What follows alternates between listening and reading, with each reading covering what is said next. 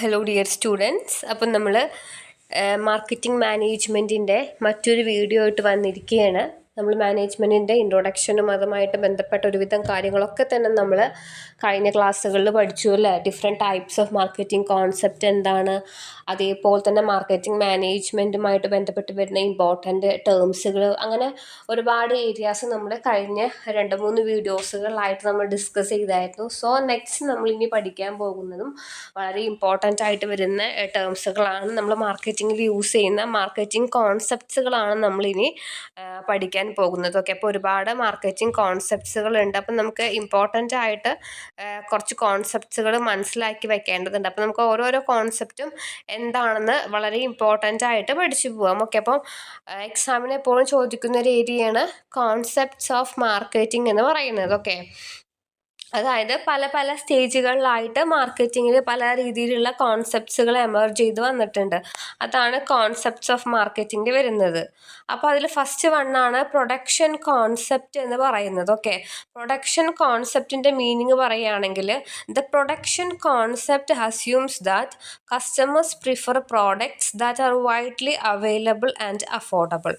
അതായത് production കോൺസെപ്റ്റിൽ consumers എപ്പോഴും എവിടെ പോയാലും പ്രോഡക്റ്റ് പ്രിഫർ ചെയ്യുന്നത് ആ പ്രൊഡക്റ്റിൻ്റെ അഫോർഡബിലിറ്റീൻ്റെ ബേസിലായിരിക്കും, അത് അതിൻ്റെ അവൈലബിലിറ്റിയുടെ ബേസിലാകും. അങ്ങനെ അവൈലബിലിറ്റിയുടെയും അഫോർഡബിലിറ്റിയുടെയും ബേസിൽ വരുന്ന ഒരു കോൺസെപ്റ്റാണ് നമ്മുടെ പ്രൊഡക്ഷൻ കോൺസെപ്റ്റ് എന്ന് പറയുന്നത്. ഓക്കെ, വളരെ ഇമ്പോർട്ടൻ്റ് ആണ്. അപ്പോൾ പ്രൊഡക്ഷൻ കോൺസെപ്റ്റ് എന്ന് പറഞ്ഞാൽ ഇപ്പം നമ്മളൊരു എല്ലാവർക്കും ഏറ്റവും ഡിമാൻഡായിട്ട് വരുന്നൊരു പ്രോഡക്റ്റാണ് സാൾട്ട് എന്ന് പറയുന്നത് അല്ലേ, നമ്മൾ ഡെയിലി യൂസ് ചെയ്യുന്ന സാൾട്ട്. അപ്പോൾ സോ ആ ഒരു പ്രോഡക്റ്റിൻ്റെ അവൈലബിലിറ്റിയും അതായത് അതുപോലെ തന്നെ അഫോർഡബിലിറ്റിയും ആളുകൾക്ക് എപ്പോഴും ആക്സസ് ചെയ്യാൻ പറ്റുന്ന ഒന്നാണ്. അപ്പോൾ ഏറ്റവും മെയിൻ എക്സാമ്പിളായിട്ട് നമുക്ക് അതൊന്ന് ആലോചിക്കാം. ഇനി മെയിനായിട്ട് പ്രൊഡക്ഷനെയാണ് കോൺസെപ്റ്റ് ചെയ്യുക. ലോ കോസ്റ്റിൽ, ഇപ്പോൾ കോസ്റ്റ് കുറച്ചിട്ട് മാസമായിട്ട് പ്രൊഡക്റ്റ് പ്രൊഡ്യൂസ് ചെയ്യും. അതുകൊണ്ട് തന്നെ ആ പ്രോഡക്റ്റിന് അതിൻ്റേതായിട്ടുള്ള ക്വാളിറ്റിയും അതിൻ്റേതായിട്ടുള്ള പ്രൈസും മാത്രമേ ഉണ്ടാവുള്ളൂ, പക്ഷെ ഒരുപാട് ആളുകൾ വാങ്ങും. അപ്പോൾ അതാണ് പ്രൊഡക്ഷൻ കോൺസെപ്റ്റ് നമ്മൾ വളരെ സിമ്പിളായിട്ട് പറയുന്നത്. അതിൻ്റെ ഫീച്ചേഴ്സ് പറയുകയാണെങ്കിൽ ഹൈ പ്രൊഡക്ഷൻ എഫിഷ്യൻസി ഉണ്ടായിരിക്കും. നമുക്കിപ്പോൾ എക്സാമ്പിളായിട്ട് സ്റ്റുഡിയോ ഒക്കെ പറയാം. സ്റ്റുഡിയോയിലൊക്കെ ഒരേ ട്രെൻഡിൽ വരുന്ന അല്ലേ, ഇപ്പം നമുക്കറിയാം 1000 രൂപയിൽ ഒരിക്കലും കൂടില്ല സ്റ്റുഡിയോ പ്രോഡക്റ്റ്സ് ഒന്നും തന്നെ. അപ്പോൾ ആ ഒരു രീതി എന്ന് പറഞ്ഞാൽ ഹൈ പ്രൊഡക്ഷൻ നടത്തുന്നുണ്ട്. ഇപ്പോൾ അവരുടെ ബനിയൻസൊക്കെ എടുക്കുകയാണെങ്കിൽ എല്ലാം ഒരേപോലെ അല്ലേ, ഒരു 5-10 പീസ് ഒറ്റയടിക്ക് ഇങ്ങനെ അവർ ഇറക്കുക. അപ്പോൾ അതിൽ നിന്ന് അവർക്കൊരു ലാഭം കിട്ടുന്നുണ്ട്. അപ്പോൾ അത് ആളുകൾ അവിടെ വാങ്ങുന്നുണ്ട്. അപ്പോൾ അതിൻ്റെ അഫോർഡബിലിറ്റിയും പ്രൊഡക്ഷൻ ഡിമാൻഡൊക്കെ തന്നെ വളരെ കൂടുതലായിരിക്കും. അതാണ് പറയുന്നത് ഹൈ പ്രൊഡക്ഷൻ എഫിഷ്യൻസി എന്ന് പറയുന്നത്. സോ രണ്ടാമത്തെ പോയിന്റാണ് ലാർജ് സ്കെയിൽ ഓഫ് പ്രൊഡക്ഷൻ. ഈ പറഞ്ഞ പോലെ തന്നെ പ്രൊഡക്ഷന് വളരെയധികം വലുതാണ്. സോ അതുകൊണ്ട് തന്നെ ലാർജ് പ്രൊഡക്ഷനാണ് അവിടെ നടക്കുന്നത്. ദെൻ മൂന്നാമത്തെ പോയിൻ്റായിട്ട് പ്രൊഡക്ഷൻ കോസ്റ്റ് അവിടെ വളരെ ലോ ആണ്. അപ്പോൾ അതുകൊണ്ട് തന്നെയാണ് ആ ഒരു റേറ്റിന് ആളുകൾക്ക് പ്രോഡക്റ്റ് അവിടെ കൊടുക്കാൻ വേണ്ടിയിട്ട് പറ്റുന്നത്. അപ്പോൾ അതാണ് മെയിൻ ആയിട്ടുള്ള ഫീച്ചേഴ്സ് വരുന്നത്. ഓക്കെ, ഇനി നെക്സ്റ്റ് നമുക്ക് എക്സാമ്പിൾ ജസ്റ്റ് ഇവിടെ ഒന്ന് കൊടുത്തത് ജസ്റ്റ് ഒന്ന് നോക്കാം. ഒരു കമ്പനി producing low cost notebooks in the large quantities to reach maximum customers. Low കോസ്റ്റിൽ ലാർജ് ക്വാണ്ടിറ്റി അവരത് അച്ചടിച്ചിറക്കുകയാണ്. എന്തിനു വേണ്ടിയിട്ടാണ്? ഒരുപാട് കസ്റ്റമേഴ്സിന് കിട്ടാൻ വേണ്ടിയിട്ട്, കസ്റ്റമേഴ്സ് റീച്ചിന് വേണ്ടിയിട്ട് ആ കമ്പനി പ്രൊഡ്യൂസ് ചെയ്യുന്നതാണ് എന്ന് പറയുന്നത്. ഓക്കെ, ലോ കോസ്റ്റിലെ പ്രോഡക്റ്റ് അവിടെ അച്ചടിച്ചിറക്കുന്നത് മൂലം. സോ അതാണ് പ്രൊഡക്ഷൻ കോൺസെപ്റ്റ്. അപ്പോൾ എക്സാമിൽ ചോദിച്ചാൽ ഈ പറഞ്ഞ എല്ലാ കോൺസെപ്റ്റ്സുകളും നിങ്ങൾ വളരെ നല്ല രീതിയിൽ എഴുതിയാൽ അത്യാവശ്യം മാർക്ക് അവിടെ സ്കോർ ചെയ്യാൻ പറ്റും. ഇനി രണ്ടാമത്തെ നമ്മൾ പഠിക്കുന്നത് അതിൻ്റെ അഡ്വാൻറ്റേജസ് ആണ്. ലോ കോസ്റ്റ് ആണ്, ഹയർ പ്രൊഡക്ഷൻ ആണ്. ഓക്കെ, ഇനി നമുക്ക് അടുത്ത അതിൻ്റെ ലിമിറ്റേഷനുണ്ട്. കസ്റ്റമർ പ്രിഫറൻസിന് ഇഗ്നോർ ചെയ്യുന്നുള്ളതും കൂടി അതിൻ്റെ ഒരു ലിമിറ്റേഷനായിട്ട് പറയുന്നുണ്ട്. അപ്പോൾ ഓരോന്നും ഇങ്ങനെ മനസ്സിലാക്കിയിട്ട് പഠിക്കുക. ഇനി രണ്ടാമത്തെ കോൺസെപ്റ്റ് ആയിട്ട് വരുന്നതാണ് പ്രോഡക്റ്റ് കോൺസെപ്റ്റ്. അപ്പോൾ പ്രൊഡക്ഷൻ കോൺസെപ്റ്റ് കഴിഞ്ഞാൽ നെക്സ്റ്റ് വരുന്നതാണ് പ്രോഡക്റ്റ് കോൺസെപ്റ്റ് എന്ന് പറഞ്ഞാൽ കസ്റ്റമേഴ്സിന് അവരുടെ ക്വാളിറ്റിയും പ്രിഫറൻസും ഒക്കെ അനുസരിച്ചിട്ട് പ്രോഡക്റ്റ് ലഭ്യമാക്കുക. The product concept assumes that customers prefer products with superior quality features and performance. ഇപ്പോൾ ഏത് പ്രോഡക്റ്റ് ഉണ്ടെങ്കിലും ആളുകൾ റേറ്റ് മാത്രമല്ല അതിൻ്റെ ഒരു ക്വാളിറ്റി അല്ല ഇമ്പോർട്ടൻ്റ് ആയിട്ട് വരുന്ന കാര്യമാണ് ക്വാളിറ്റി പെർഫോമൻസ്. സോ അതും കൂടി നോക്കിയിട്ടാണ് ആളുകൾ പ്രോഡക്റ്റ് അവിടെ പർച്ചേസ് ചെയ്യുന്നുണ്ടാവും. അതുകൊണ്ട് തന്നെ പ്രോഡക്റ്റ് കോൺസെപ്റ്റ് എപ്പോഴും ആ പ്രോഡക്റ്റിനും ആ പ്രോഡക്റ്റിൻ്റെ ക്വാളിറ്റിക്കും അതിൻ്റെ പെർഫോമൻസിനും ഫീച്ചേഴ്സിനൊക്കെ ഇമ്പോർട്ടൻസ് കൊടുക്കുന്നതായിരിക്കും. അതാണ് പ്രോഡക്റ്റ് കോൺസെപ്റ്റ്. സെയിം ഈ ഒരു മെയിൻ ഫോക്കസ് വരുന്നത് കണ്ടിന്യൂസ് ആയിട്ട് വരുന്ന ഇമ്പ്രൂവ്മെൻറ്റ്. ഇപ്പം നമ്മൾ ഒരു സ്മാർട്ട് ഫോൺ വാങ്ങിയ സ്മാർട്ട് ഫോണിൻ്റെ പെർഫോമൻസിനനുസരിച്ചായിരിക്കും പിന്നീട് ആ ഒരു പ്രോഡക്റ്റിൻ്റെ ലൈഫ് അവിടെ ഡിപ്പെൻഡ് ചെയ്യുന്നുണ്ടായിരിക്കുക. അപ്പോൾ അതാണ് എക്സാമ്പിളായിട്ട് നോക്കേണ്ടത്. ഇനി ഫീച്ചേഴ്സ് പറയുകയാണെങ്കിൽ നല്ല ക്വാളിറ്റി ഉള്ളതായിരിക്കണം. പ്രോഡക്റ്റിൽ എപ്പോഴും ഇന്നൊവേഷൻ ഉണ്ടായിരിക്കണം. ഇന്നൊവേഷൻ എന്ന് പറഞ്ഞാൽ പുതിയ ആധുനിക കണ്ടുപിടുത്തങ്ങളൊക്കെ തന്നെ വരണം. കണ്ടിന്യൂസ് ഇമ്പ്രൂവ്മെൻറ്റിന് സഹായിക്കണം. ഓക്കെ, കണ്ടിന്യൂസ് ആയിട്ട് ഇമ്പ്രൂവ്മെൻറ്റ് ഉണ്ടായിരിക്കണം. ഇനി എക്സാമ്പിൾ പറയുകയാണെങ്കിൽ എന്തൊക്കെയാണ് എക്സാമ്പിൾ എന്ന് പറഞ്ഞാൽ ഐഫോണിൻ്റെയാണ് ഒരു എക്സാമ്പിൾ കൊടുത്തിരിക്കുന്നത്. ഓക്കെ, ബെറ്റർ ക്യാമറാസ് ആൻഡ് അതേപോലെ തന്നെ പ്രൊസസ്സേഴ്സ് സോഫ്റ്റ്വെയർ ഒക്കെ കിട്ടുന്നത് കൊണ്ട് തന്നെ ഐഫോണാണ് അതിൻ്റെ എക്സാമ്പിളായിട്ട് ഇവിടെ കൊടുത്തിട്ടുള്ളത്. അല്ല പ്രോഡക്റ്റ് ഐഫോൺ ആളുകൾ വാങ്ങാനുള്ള മെയിൻ കാരണം എന്താണല്ലോ, ഒരുപാട് പേര് ഐഫോൺ വാങ്ങാനുള്ള കാരണം അതിൻ്റെ ആ ഒരു ക്വാളിറ്റിയും അതിൻ്റെ ആ ഒരു രീതിയും കൊണ്ടാണ് ആളുകൾ അവിടെ വാങ്ങുന്നത്. അപ്പോൾ ബെറ്റർ ക്വാളിറ്റിയാണ്. ദെൻ കസ്റ്റമർ സാറ്റിസ്ഫാക്ഷൻ ഉണ്ടായിരിക്കും. അതാണ് അഡ്വാൻറ്റേജ് ആയിട്ട് എടുക്കുന്നത്. നല്ല ക്വാളിറ്റി ആയിരിക്കാം, നല്ല കസ്റ്റമർ സാറ്റിസ്ഫാക്ഷൻ ആയിരിക്കാം. ലിമിറ്റേഷൻ എന്ന് പറഞ്ഞാൽ ഈ പറഞ്ഞ പോലെ പ്രൈസിങ് ഹൈ ആണ്. അപ്പോൾ ആളുകൾ പ്രൈസിങ് ഇഗ്നോർ ചെയ്തിട്ട് കസ്റ്റമേഴ്സ് അവരുടെ നീഡ്സിന് വേണ്ടിയിട്ട് എന്ത് ചെയ്യുന്നുണ്ടായിരിക്കാം, ആ ഒരു പ്രോഡക്റ്റ് കോൺസെപ്റ്റ് അവിടെ ഫോക്കസ് ചെയ്യുന്നുണ്ടായിരിക്കാം. ഓക്കെ, അടുത്തതാണ് നമ്മുടെ മൂന്നാമത്തെ കോൺസെപ്റ്റ് സെല്ലിംഗ് കോൺസെപ്റ്റ് എന്ന് പറയുന്നത്. ഓക്കെ, സെല്ലിംഗ് കോൺസെപ്റ്റ് എന്ന് പറഞ്ഞാൽ that consumers will not buy enough product unless the company undertakes aggressive selling and promotional efforts. ഒന്നുമില്ല, ഈ പറഞ്ഞ പോലെ തന്നെ പ്രൊമോഷണൽ എഫേർട്സ് നന്നായിട്ടുണ്ടെങ്കിൽ ആളുകൾ പ്രോഡക്റ്റ് വാങ്ങും. അപ്പോൾ അത് തന്നെയാണ് സെല്ലിംഗ് കോൺസെപ്റ്റ്. ഒരു പ്രോഡക്റ്റ് ഉണ്ടെങ്കിൽ ആ പ്രോഡക്റ്റ് ഒരു ആളുകളിലേക്ക് എത്തണമെങ്കിൽ അല്ലെങ്കിൽ എത്തിക്കണമെങ്കിൽ പ്രൊമോഷണൽ ടൂളിന് വളരെയധികം ഇമ്പോർട്ടൻസ് ഉണ്ട്. അപ്പോൾ പ്രൊമോഷണൽ ടൂൾ അവിടെ ഉണ്ടെങ്കിൽ മാത്രമേ ആ ഒരു സെല്ലിങ്, ഇപ്പോൾ ഒരു ഓഫർ നടക്കുന്നുണ്ട് അല്ലെങ്കിൽ അവിടെ ആടി സെയിൽ നടക്കുന്നുണ്ട്, ഇപ്പോൾ നമ്മൾ കല്യാൺ സിൽക്സിൻ്റെ ഒക്കെ പരസ്യം കാണുന്ന പോലെ പരസ്യം അല്ലെങ്കിൽ അതാണ് പ്രൊമോഷണൽ ടൂൾസ് ആളുകളിലേക്ക് എത്തിക്കേണ്ട രീതി ഉണ്ടെങ്കിൽ മാത്രമേ ആ ഒരു സെല്ലിങ് അവിടെ നടക്കുള്ളൂ. അതാണ് സെല്ലിങ് കോൺസെപ്റ്റ് മെയിനായിട്ട് പറയുന്നത്. ഇനി അതിൻ്റെ ഫീച്ചേഴ്സായിട്ട് ഈ പറഞ്ഞപ്പോൾ തന്നെ ഹെവി അഡ്വർടൈസിങ്. സെല്ലിംഗ് കോൺസെപ്റ്റിന് ഹെവി അഡ്വർടൈസിങ് ആയിരിക്കണം, സെയിൽസ് പ്രൊമോഷൻ ഉണ്ടായിരിക്കണം, ദെൻ പേഴ്സണൽ സെല്ലിങ്. അതായത് ഈ പറഞ്ഞപ്പോൾ തന്നെ ആളുകളിലേക്ക് ആ ഒരു പ്രോഡക്റ്റിനെ കുറിച്ച് എത്തിച്ചെങ്കിൽ മാത്രമേ അതിൻ്റെ സെയിൽ കൂടുള്ളൂ എന്നുള്ളൊരു ഇൻഫർമേഷനാണ് പാസ് ചെയ്യുന്നത്. അപ്പോൾ നമുക്കൊരു എക്സാമ്പിൾ ഇവിടെ കൊടുത്തിരിക്കുന്നത് ഇൻഷുറൻസ് കമ്പനികളുടെയും റിയൽ എസ്റ്റേറ്റ്സിൻ്റെ ഒക്കെയാണ്. Okay, selling effort. ഇപ്പോൾ നമുക്ക് ഇതേപോലെ തന്നെ ഈ സോഷ്യൽ മീഡിയാസ് ധാരാളമുള്ള കാരണം സോഷ്യൽ മീഡിയാസ് എടുത്ത് നോക്കിയാൽ തന്നെ എന്ത് ചെയ്യാൻ പറ്റും, ഒരുപാട് വീഡിയോസൊക്കെ കണ്ടാൽ തന്നെ മനസ്സിലാക്കാൻ വേണ്ടി പറ്റുന്നതാണ്. ഇനി അഡ്വാൻറ്റേജ് പറഞ്ഞാൽ short term sales. Okay, short term sales കൂട്ടാൻ സഹായിക്കും. അതായത് ഒരു ഫിക്സ്ഡ് പീരീഡിലോട്ട് സെയിൽസ് മാക്സിമം അവിടെ കൂട്ടാൻ വേണ്ടി സഹായിക്കുന്നുണ്ടായിരിക്കാം.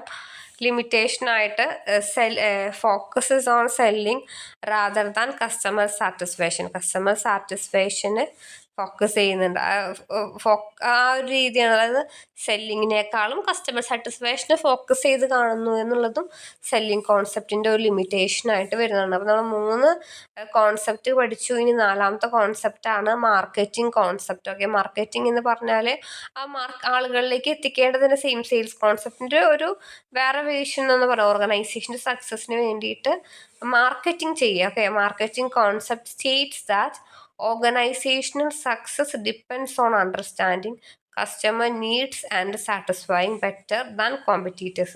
കസ്റ്റമേഴ്സിൻ്റെ നീഡ്സിനെ മാക്സിമം സാറ്റിസ്ഫൈ ചെയ്തുകൊണ്ടിട്ട് എന്ത് ചെയ്യുക, ആ പ്രോഡക്റ്റ് ഈ പറഞ്ഞ പോലെ തന്നെ ആളുകളിലേക്ക് 4 ആളുകൾ അത് വാങ്ങാൻ വേണ്ടിയിട്ട് അവരെ ഹെൽപ്പ് ചെയ്യുന്ന രീതിയാക്കി മാറ്റുക. അതാണ് മാർക്കറ്റിംഗ് എന്നതുകൊണ്ട്, അല്ലെങ്കിൽ ആ ഒരു മാർക്കറ്റിംഗ് കോൺസെപ്റ്റ് മെയിനായിട്ട് കസ്റ്റമേഴ്സിൻ്റെ നീഡ്സ് സാറ്റിസ്ഫൈ ചെയ്യുക, മാർക്കറ്റിങ്ങുമായിട്ട് ഒരുപാട് കാര്യങ്ങൾ ഇൻറ്റഗ്രേറ്റ് ചെയ്ത് കൊണ്ടുപോവുക, കസ്റ്റമേഴ്സുമായിട്ടും മാർക്കറ്റുമായിട്ടൊക്കെ നല്ലൊരു relationship, long term relationship create ചെയ്തെടുക്കുക. പ്രോഫിറ്റ് ഉണ്ടാക്കുന്നത് മാത്രമല്ല സൊസൈറ്റിക്ക് ഒരു അവയർനെസ് കൊടുക്കുക, സൊസൈറ്റിയുടെ കാര്യങ്ങൾ നോക്കുക. അതാണ് പ്രോഫിറ്റ് ത്രൂ കസ്റ്റമർ വാല്യൂ എന്ന് പറയുന്നത്. ഓക്കെ, അപ്പം ഇത്രയും 5 പോയിന്റ്സ് ആണ് നമ്മൾ മെയിനായിട്ട് ഈ ഒരു മാർക്കറ്റിംഗ് കോൺസെപ്റ്റ് വരുന്നത്.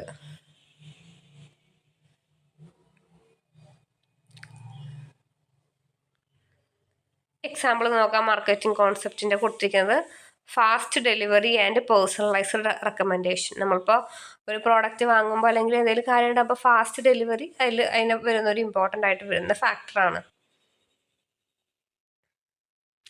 അടുത്തത് അഡ്വാൻറ്റേജസ്. ഓക്കെ, എന്താണ് അഡ്വാൻറ്റേജസ് എന്ന് നോക്കിയാൽ കസ്റ്റമർ ലോയാലിറ്റി. ഓരോന്നും ജസ്റ്റ് നിങ്ങൾ പോയിന്റ് നോക്കിയാൽ മതി കേട്ടോ. അതായത് കസ്റ്റമർ ലോയാലിറ്റി ഉണ്ടായിരിക്കും. നല്ല ക്വാളിറ്റി പ്രോഡക്റ്റ് ആളുകളിലേക്ക് കൊടുക്കുമ്പോൾ ആളുകൾ വീണ്ടും വീണ്ടും അത് വാങ്ങാൻ വേണ്ടി ഇഷ്ടപ്പെടും. സസ്റ്റൈനബിൾ ഗ്രോത്ത് ഉണ്ടായിരിക്കും. Long term profitability. Okay, so ഇത്രയാണ് അഡ്വാൻറ്റേജസ് ആയിട്ട് പറയുന്നത്. ലിമിറ്റേഷൻസ് ഏകദേശം 2 പോയിന്റ് എന്ന് പറഞ്ഞാൽ കണ്ടിന്യൂസ് ആയിട്ട് മാർക്കറ്റ് റിസർച്ച് ചെയ്യണം. അതായത് കസ്റ്റമേഴ്സിൻ്റെ നീഡ്സും വാണ്ട്സും ഒക്കെ എപ്പോഴും ചേഞ്ച് ആയിക്കൊണ്ടേയിരിക്കും. അപ്പം അതിനനുസരിച്ചിട്ട് മാർക്കറ്റിൽ റിസർച്ച് ഉണ്ടാക്കിയെടുക്കണം. ഇംപ്ലിമെൻറ്റേഷൻ കോസ്റ്റ് ഹൈ ആയിരിക്കും. ഓക്കെ, ഇനി നമ്മൾ ഇപ്പോൾ കോൺസെപ്റ്റ് പറഞ്ഞു. അപ്പം നമ്മൾ ഏകദേശം ഒരു 5 കോൺസെപ്റ്റ് പഠിച്ചു. ആ കോൺസെപ്റ്റ് വളരെ ഇമ്പോർട്ടൻ്റ് ആണ്. അപ്പോൾ ആ കോൺസെപ്റ്റിന് ശേഷം പിന്നെ വരുന്നത് മാർക്കറ്റിങ്ങും സെല്ലിങ്ങും തമ്മിലുള്ള ഡിഫറൻസ് ആണ്. ഓക്കെ, മാർക്കറ്റിങ്ങും സെല്ലിങ്ങും തമ്മിലുള്ള ഡിഫറൻസസ് നമുക്ക് എന്തൊക്കെയെന്ന് നോക്കാം. അപ്പോൾ മീനിങ് നോക്കുകയാണെങ്കിൽ ഈ പറഞ്ഞ പോലെ തന്നെ ഫസ്റ്റ് കൊടുത്തിരിക്കുന്ന മീനിങ് സെല്ലിങ്ങിൻ്റെയും രണ്ടാമത്തത് മാർക്കറ്റിങ്ങിൻ്റെയാണ്. അപ്പോൾ സെല്ലിങ് എന്ന് പറഞ്ഞാൽ സാധനങ്ങൾ വിറ്റിട്ട് കസ്റ്റമേഴ്സിൻ്റെ നീഡ്സ് സാറ്റിസ്ഫൈ ചെയ്യുക എന്നാണ് പറയുന്നത്. ഓക്കെ, അപ്പോൾ സെല്ലിങ് എന്ന് പറഞ്ഞാൽ ഐഡൻറ്റിഫൈയിങ് ആൻഡ് സാറ്റിസ്ഫൈയിങ് കസ്റ്റമേഴ്സിൻ്റെ നീഡ്സ് മനസ്സിലാക്കിയിട്ട് സാറ്റിസ്ഫൈ ചെയ്യുക, ആ പ്രോഡക്റ്റ് സെല്ല് ചെയ്യുക, അതാണ് സെല്ലിങ്. മാർക്കറ്റിംഗ് എന്ന് പറഞ്ഞാൽ കസ്റ്റമേഴ്സിനെ കൊണ്ട് ആ പ്രോഡക്റ്റ് വാങ്ങിപ്പിക്കുക. Okay, customers persuading the customers to buy the product, അതാണ് മാർക്കറ്റിങ്ങിൻ്റെ അർത്ഥമായിട്ട് വരുന്നത്. ഇനി ഈ പറഞ്ഞ പോലെ തന്നെ സെല്ലിങ് കസ്റ്റമേഴ്സിനെ ഫോക്കസ് ചെയ്യുന്നു. മാർക്കറ്റിങ്ങിൽ ആ പ്രോഡക്റ്റ്, അതായത് ആ പ്രോഡക്റ്റ് എങ്ങനെയെങ്കിലും വിറ്റ് പോവുക എന്നൊരു കോൺസെപ്റ്റാണ് അവിടെ വരുന്നത്. അതാണ് അപ്പോൾ സെല്ലിങ്ങിൽ കസ്റ്റമേഴ്സിൻ്റെ നീഡ്സും മാർക്കറ്റിങ്ങിൽ പ്രോഡക്റ്റിനെയും ഫോക്കസ് ചെയ്യുന്നു. ഇനി ഒബ്ജക്റ്റീവ്സ് പറയുകയാണെങ്കിൽ സെല്ലിങ്ങിൽ കസ്റ്റമേഴ്സിന് സാറ്റിസ്ഫാക്ഷൻ ഉണ്ടാക്കിയെടുക്കുക, മാർക്കറ്റിങ്ങിലാകുമ്പോൾ സെയിൽസ് കൂട്ടുക. ഓക്കെ, മാർക്കറ്റിങ്ങിൽ ആ ഒരു സെയിൽസ് വോളിയം അവിടെ കൂട്ടിയെടുക്കുക എന്നാണ് ഒബ്ജക്റ്റീവായിട്ട് വരുന്നുണ്ടായിരിക്കുക. അപ്രോച്ച് ഈ പറഞ്ഞ പോലെ തന്നെ സെല്ലിങ് ലോങ് ടേം ആണ്. മാർക്കറ്റിംഗ് എന്ന് പറഞ്ഞാൽ അതൊരു ഷോർട്ട് ടേം ആയിട്ടുള്ള അപ്രോച്ചസ് ആയിട്ട് ഷോർട്ട് ടേം ആണ്. ഓക്കെ, സെല്ലിംഗ് ആണ് എപ്പോഴും ഉണ്ടാകുക അല്ലേ, സെയിൽ ചെയ്യുന്നത്. ഇനി സെല്ലിങ് സ്റ്റാർട്ട് ചെയ്യുന്നത് കസ്റ്റമേഴ്സ് നീഡ്സിൽ നിന്നാണെങ്കിൽ മാർക്കറ്റിങ്ങിൽ ആ പ്രോഡക്റ്റ് ഫിനിഷ് ആവുന്നതാണ് മാർക്കറ്റിങ്ങിൽ ഫോക്കസ് ചെയ്ത് വരുന്നുണ്ടായിരിക്കുക. അതാണ് രണ്ടിൻ്റെയും സ്റ്റാർട്ട് ചെയ്യുന്ന ആ ഒരു പോയിന്റ് ഡിഫറൻസ് പറയുന്നത്. ഇനി പ്രോഫിറ്റ് പറയുകയാണെങ്കിൽ ഫസ്റ്റത്തേൽ കസ്റ്റമർ സാറ്റിസ്ഫാക്ഷൻ ആണ് selling. Okay, selling customer satisfaction ആണെങ്കിൽ മാർക്കറ്റിങ് സെയിൽ കൂട്ടും. ഓക്കെ, എങ്ങനെയും ആ ഒരു മാർക്കറ്റിങ്ങിൽ സെയിലിൻ്റെ ടാർഗറ്റ് കൂട്ടുക എന്നതാണ് മാർക്കറ്റിങ്ങിൽ വരുന്ന ആ ഒരു അൾട്ടിമേറ്റ് എയിം എന്ന് പറയുന്നത്. ഓക്കെ, അപ്പോൾ വളരെ സിമ്പിളായിട്ടാണ് ഞാൻ ഈ പോയിന്റ്സുകൾ ഡിഫറൻസ് കൊടുത്തത്. നിങ്ങൾ ആ പോയിന്റ് വെച്ചിട്ട് നിങ്ങൾക്ക് വേണമെങ്കിൽ നിങ്ങളുടെ ഒരു ഓൺ ലാംഗ്വേജ് കൂടി എക്സ്ട്രാ ആഡ് ചെയ്ത് എഴുതാവുന്നതാണ്. വളരെ സിമ്പിളായിട്ടാണ് നോട്ട്സുകൾ പ്രിപ്പയർ ചെയ്തിട്ടുള്ളത്. ഓക്കെ, ഇനി നമുക്ക് നെക്സ്റ്റ് മെയിനായിട്ട് നോക്കേണ്ട ഏരിയ എന്ന് പറയുന്നത് മാർക്കറ്റിംഗ് എൻവിറോൺമെൻറ്റ്. ഓക്കെ, അത് വളരെ ഇമ്പോർട്ടൻ്റ് ആയിട്ട് വരുന്നൊരു ഏരിയയാണ് മാർക്കറ്റിംഗ് എൻവിറോൺമെൻറ്റ് എന്ന് പറയുന്നത്. അപ്പോൾ ഈ ഒരു ഏരിയ പഠിച്ചു വെക്കണം. മാർക്കറ്റിംഗ് എൻവിറോൺമെൻറ്റ് എന്ന് പറഞ്ഞാൽ ഒരു മാർക്കറ്റുമായിട്ട് ബന്ധപ്പെട്ട് വരുന്ന അതിൻ്റെ ചുറ്റുപാട് അല്ലേ, എത്രത്തോളം കസ്റ്റമേഴ്സ് ഉണ്ട്, പ്രോഡക്ട്സിൻ്റെ അവൈലബിലിറ്റി, ട്രാൻസ്പോർട്ടേഷൻ, വെയർ ഹൗസ് തുടങ്ങിയ എല്ലാ കാര്യങ്ങളും മാർക്കറ്റിംഗ് എൻവിറോൺമെൻറ്റിൽ വരുന്നതാണ്. അപ്പോൾ marketing environment refers to all internal and external factors that influence marketing decisions and business performance. Same year മാർക്കറ്റിൻ്റെ എല്ലാ മാർക്കറ്റിൻ്റെ അകത്തുള്ള ഫാക്ടേഴ്സും പുറത്തുള്ള ഫാക്ടേഴ്സും മാർക്കറ്റിംഗ് ഡിസിഷനെയും അതിൻ്റെ പെർഫോമൻസിനെയും ഇൻഫ്ലുവൻസ് ചെയ്യുന്ന എല്ലാ ഫാക്ടേഴ്സും വരുന്ന ഒന്നാണ് മാർക്കറ്റിംഗ് എൻവിറോൺമെൻറ്റ് എന്ന് പറയുന്നത്.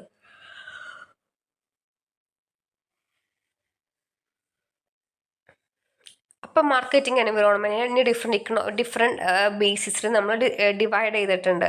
ആ ഡിഫറെൻറ്റ് ബേസിസ് എന്ന് പറഞ്ഞാൽ economic environment, political environment, technological environment, legal environment and social, അങ്ങനെ ഡിഫറെൻ്റ് ആയിട്ട് നമ്മൾ ഈ ഒരു മാർക്കറ്റിംഗ് എൻവിറോൺമെൻറ്റിനെ ഡിവൈഡ് ചെയ്തിട്ടുണ്ട്.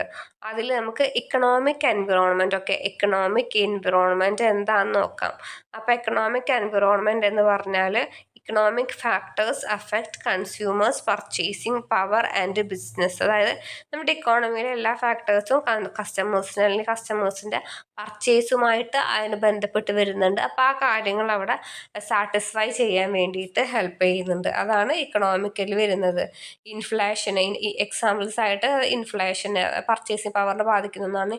ഇൻഫ്ലേഷന്, ഇൻട്രസ്റ്റ് റേറ്റ്സ് ആൻഡ് അതേപോലെ തന്നെ ഇൻകം ലെവൽസ്, ഇക്കണോമിക് ഗ്രോത്ത്, ഈ ഫാക്ടേഴ്സൊക്കെ തന്നെ നമ്മൾ ഈ ഒരു മാർക്കറ്റിംഗ് എൻവിറോൺമെൻറ്റിനെ ബാധിക്കുന്ന ഒരു ഇമ്പോർട്ടൻ്റ് ആയിട്ട് വരുന്ന ഇക്കണോമിക് ഫാക്ടേഴ്സുകളാണ്. ഇനി ഇതിൻ്റെ ഇമ്പാക്റ്റ് എന്ന് പറഞ്ഞാൽ റിസഷൻ സംഭവിക്കാൻ, ബിസിനസ് ലൈഫ് സൈക്കിൾ, ഇനിയുള്ള ചാപ്റ്ററുകൾ നിങ്ങൾ പഠിക്കും ബിസിനസ് ലൈഫ് സൈക്കിൾ. അപ്പോൾ അതിൽ എന്താ റെസിഷൻ ഉണ്ടാവും. ആ റെസിഷന് കൺസ്യൂമേഴ്സ് കൂടുതലായിട്ട് സ്പെൻഡ് ചെയ്യുന്നില്ല. പർച്ചേസിങ് പവറിൽ ഇൻഫ്ലേഷനൊക്കെ ഉണ്ടാകുമ്പോൾ കസ്റ്റമേഴ്സ് സ്പെൻഡ് ചെയ്യുന്ന ഒരു ഹാബിറ്റ് അവിടെ ഡിക്രീസ് ആവാനുള്ള റെഡ്യൂസ് ആവാനുള്ള ചാൻസ് ഉണ്ട്. അതാണ് ഇമ്പാക്റ്റ് ആയിട്ട് പറയുന്നത്. ഇനി രണ്ടാമത്തതാണ് പൊളിറ്റിക്കൽ. അപ്പോൾ നമ്മൾ ഇക്കണോമിക്കൽ കഴിഞ്ഞു, അടുത്തത് പൊളിറ്റിക്കൽ എൻവിറോൺമെൻറ്റ്. പൊളിറ്റിക്കൽ എൻവിറോൺമെൻറ്റിൽ പറയുന്നത് ഗവൺമെൻറ് പോളിസികളും, അതായത് ഗവൺമെൻറ് പോളിസീസ്, ഗവൺമെൻറ് ലോസ്, ഇതൊക്കെ തന്നെ നമ്മുടെ ഒരു മാർക്കറ്റിനെ ബാധിക്കുന്നുണ്ട്. അതാണ് പൊളിറ്റിക്കൽ എൻവിറോൺമെൻറ്റിൽ പറയുന്നത്. Government policies and political stability influence business ഓപ്പറേഷനെ പൊളിറ്റിക്കൽ സ്റ്റെബിലിറ്റിയും അതിൻ്റെ പോളിസീസൊക്കെ തന്നെ ബാധിക്കുന്നുണ്ട്. എക്സാമ്പിളായിട്ട് നമ്മുടെ നാട്ടിലുള്ള ടാക്സ് പോളിസീസ്, ഗവൺമെൻറ് പോളിസികൾ, ട്രേഡ് പോളിസീസുകൾ, government rules, government regulations, government law ഒക്കെയാണ് എക്സാമ്പിളായിട്ട് പറയുന്നത്. അപ്പോൾ അതാണ് നമ്മുടെ പൊളിറ്റിക്കൽ എൻവിറോൺമെൻറ്റിൽ വരുന്ന ഭാഗമായിട്ട് വരുന്ന ഇമ്പോർട്ടൻ്റ് കാര്യം. അപ്പോൾ ഇതുണ്ടാകുമ്പോൾ ഈ പറഞ്ഞ പോലെ തന്നെ ഒരുപാട് റെസ്ട്രിക്ഷൻസുകൾ വരാനും ഇമ്പോർട്ട് എക്സ്പോർട്ട് ആ രീതിയിൽ ഡിഫറൻസ് വരാനൊക്കെ ഒരുപാട് ചാൻസ് ഉണ്ട്. ഇനി പൊളിറ്റിക്കൽ കഴിഞ്ഞാൽ അടുത്തതാണ് സോഷ്യൽ എൻവിറോൺമെൻറ്റ്. സോഷ്യൽ എന്ന് പറഞ്ഞാൽ സൊസൈറ്റിയുമായിട്ട്, അതായത് സൊസൈറ്റിത്തെ ആളുകൾ, പോപ്പുലേഷന്, അവരുടെ കൾച്ചർ, ബിലീഫ്, സോഷ്യൽ സ്റ്റാറ്റസ്, ഇതൊക്കെ തന്നെ അതിൽ വരുന്ന മെയിൻ കാര്യങ്ങളാണ്. Lifestyle, education, population, culture. അപ്പോൾ അതുമായിട്ടൊരു മാർക്കറ്റിൽ ആളുകളുടെ ലൈഫ് സ്റ്റൈല്, അവരുടെ കൾച്ചർ, പോപ്പുലേഷൻ, എഡ്യൂക്കേഷനൊക്കെ, അതൊക്കെ മാർക്കറ്റിങ്ങിനെ ബാധിക്കുന്നുണ്ട്. അപ്പോൾ നല്ല ലൈഫ് സ്റ്റൈൽ റൺ ചെയ്യുന്നവരെപ്പോഴും ക്വാളിറ്റി പ്രോഡക്റ്റ് വാങ്ങാനും അതിൽ നല്ല രീതിയിൽ ലൈഫ് മുന്നോട്ട് പോകാനും സഹായിക്കുന്നവരൊക്കെ ആവും. എഡ്യൂക്കേഷൻ ആകുമ്പോൾ പലരും ആ കാര്യങ്ങൾ, ആ അർത്ഥം മനസ്സിലാക്കി ഓരോ ഇൻഗ്രീഡിയൻസും എന്തൊക്കെയാണ്, അങ്ങനത്തെ പ്രോപ്പർ കാര്യങ്ങൾ മനസ്സിലായിട്ട് പ്രോഡക്റ്റ് പർച്ചേസ് ചെയ്യാനും വാങ്ങാനൊക്കെ ഹെൽപ്പ് ചെയ്യുന്നുണ്ടായിരിക്കാം. അപ്പോൾ അതൊക്കെ തന്നെ സോഷ്യൽ ഫാക്ടേഴ്സിൽ വരുന്ന കാര്യങ്ങളാണ്. ഇനി ഇമ്പാക്റ്റ് പറയുന്നത് increasing health awareness and demand for organic foods. സൊസൈറ്റിയുമായിട്ട് ഒരു റിലയബിൾ ആയിട്ടുള്ള കാരണം തന്നെ അവർക്ക് ഓർഗാനിക് ഫുഡ്സ്, പറയാം കെമിക്കൽ എല്ലാവരും നോ പറഞ്ഞിട്ട് ഓർഗാനിക് ഫുഡ് പ്രോഡക്ട്സിലോട്ട് മാറുന്നവരാണ്. അപ്പോൾ അതവിടെ മാറാൻ വേണ്ടിയിട്ടും അതിന് വേണ്ടിയിട്ട് ഇതൊക്കെ ഉണ്ടാക്കാനൊക്കെ ആയിട്ട് അവരവിടെ ഹെൽപ്പ് ചെയ്യുന്നുണ്ട്. അപ്പോൾ അതാണ് ഹെൽത്ത് അവെയർനെസ്സും ഡിമാൻഡ് അവെയർനെസ്സൊക്കെ കൂട്ടാൻ വേണ്ടിയിട്ട് ഹെൽപ്പ് ചെയ്യുന്നതെന്ന് പറയുന്നത്.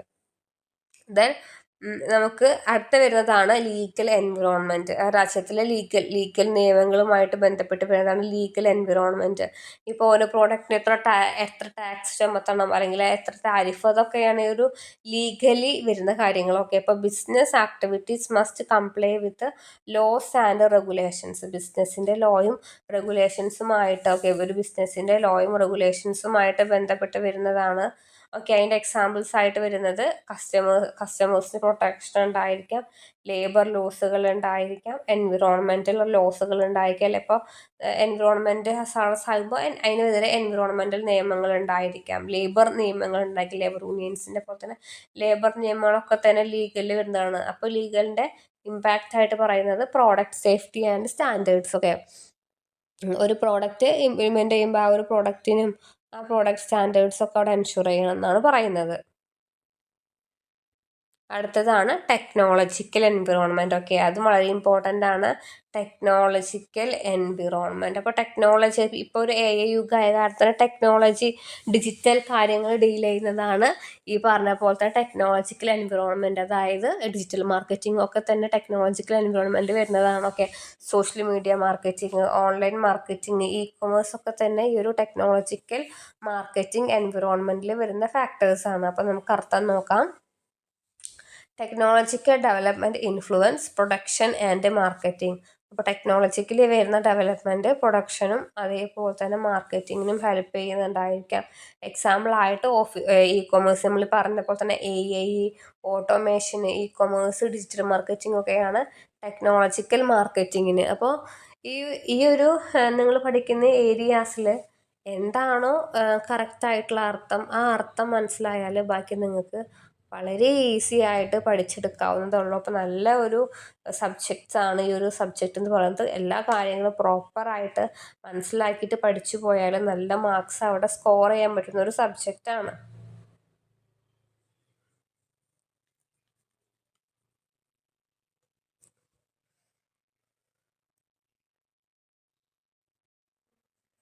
നെക്സ്റ്റ് നമ്മൾ ഇനി മാർക്കറ്റിങ്ങിൽ ഒരു അപ്രോച്ചാണ് portfolio approach. Okay, portfolio approach എന്ന് പറഞ്ഞാൽ ഈ പറഞ്ഞ പോലെ തന്നെ ഡിഫറെൻറ്റ് ബിസിനസ്സിൻ്റെ യൂണിറ്റ്സിൻ്റെ പ്രൊഡക്ഷനും അതുമായിട്ട് ബന്ധപ്പെട്ട കാര്യങ്ങൾ അനലൈസ് ചെയ്യാൻ വേണ്ടി യൂസ് ചെയ്യുന്ന ഒന്നാണ് പോർട്ട്ഫോളിയോ അനാലിസിസ്.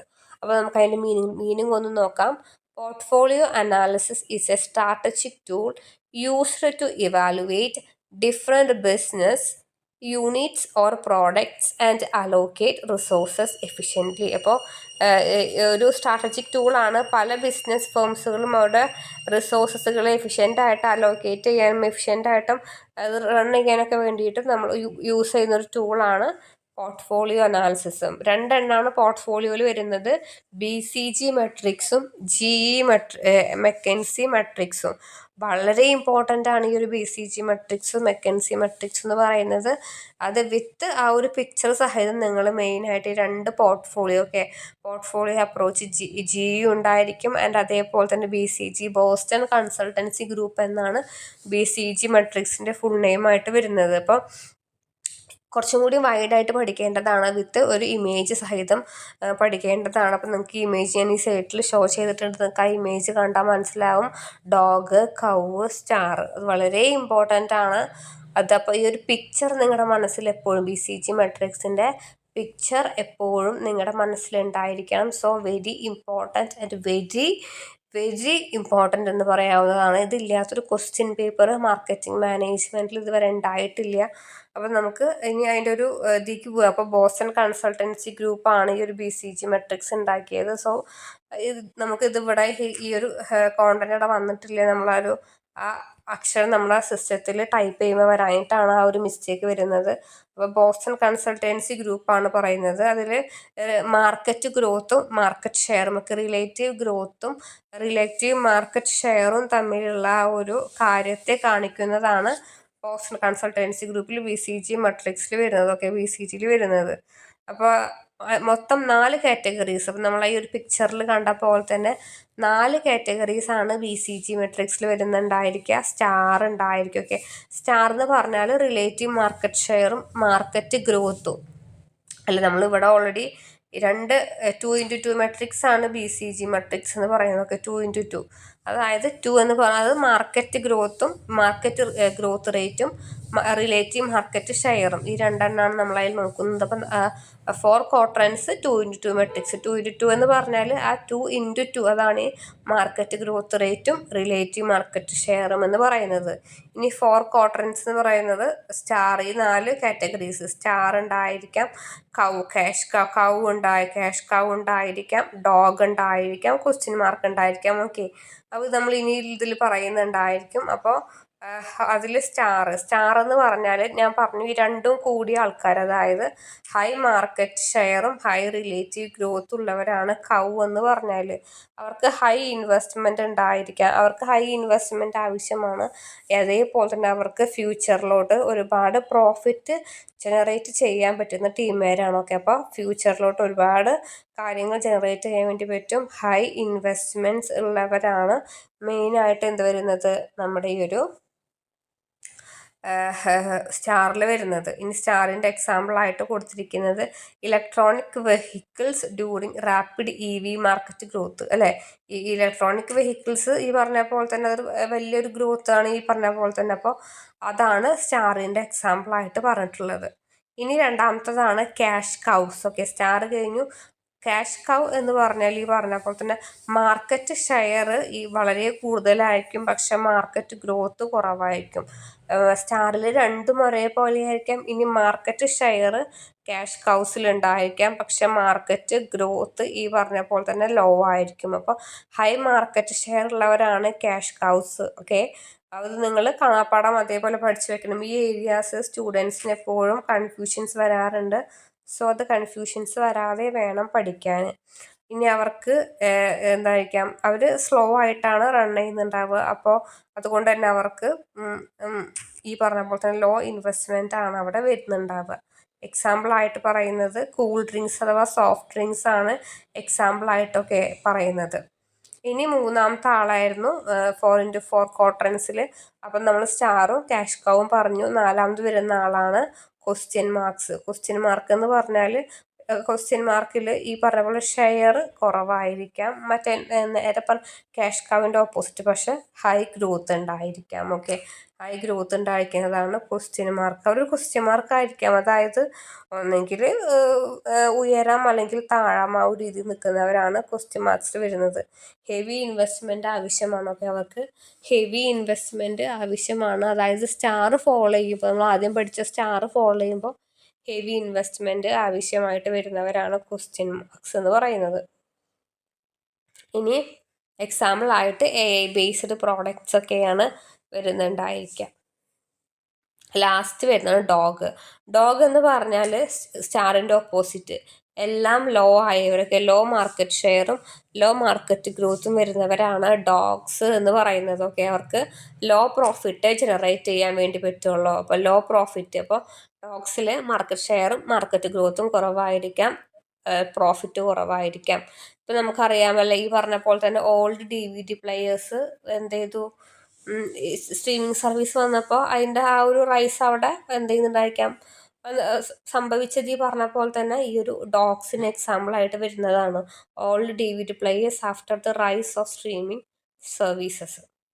അപ്പോൾ ഇതാണ് BCG മെട്രിക്സ്. എപ്പോഴും എക്സാമിന് നമ്മൾ വളരെ ചെറിയ രീതിയിൽ വേഗം ഒന്ന് പറഞ്ഞു പോവുക ചെയ്തത്, പക്ഷേ ഇതിൻ്റെ നോട്ട്സ് വളരെ ഇമ്പോർട്ടൻ്റ് ആണ്. നമ്മൾ ഈ പറഞ്ഞ BCG മെട്രിക്സ് ഈ ഒരു മീനിങ് തന്നെ വളരെ ഇമ്പോർട്ടൻ്റ് ആണ്. അപ്പോൾ ഈ ഒരു മീനിങ് സഫിഷ്യൻ്റ് ആണ്. നിങ്ങൾക്ക് എക്സാം പോയിന്റ് ഓഫ് വ്യൂവിൽ നിങ്ങൾക്ക് ഇത്രയും പഠിച്ചാൽ മതിയാകും. ടെക്സ്റ്റ് ബുക്കുകളെ പോലെ അത്രയും വാരി വലിച്ച് പഠിക്കണമെന്ന് യാതൊരു നിർബന്ധവും ഇല്ല. ഇനിയിപ്പോൾ അഡ്വാൻറ്റേജും ഡിസഡ്വാൻറ്റേജും വന്നാൽ തന്നെ എക്സാം മാർക്കിനുള്ളതായിട്ടുണ്ട്. ഓക്കെ, എക്സാം മാർക്കിന് നിങ്ങൾക്ക് എത്രയാണോ പാസ്സാവേണ്ടത്, എക്സാം മാർക്ക് ഇപ്പോൾ ഒരു 6 ക്വസ്റ്റ്യൻ വരികയാണെങ്കിൽ 6 മാർക്കിന് എഴുതേണ്ടത് നമ്മളിവിടെ പറഞ്ഞിട്ടുണ്ട്. ഓക്കെ, അപ്പോൾ അഡ്വാൻറ്റേജ് പറയുകയാണെങ്കിൽ സിമ്പിളാണ്, ഈസിയാണ്, റിസോഴ്സ് അലോക്കേഷന് സഹായിക്കുന്നു, പ്ലാനിങ് സ്ട്രാറ്റജിക് പ്ലാനിങ്ങിന് സഹായിക്കുന്നുണ്ടായിരിക്കാം എന്നൊക്കെ പറഞ്ഞു.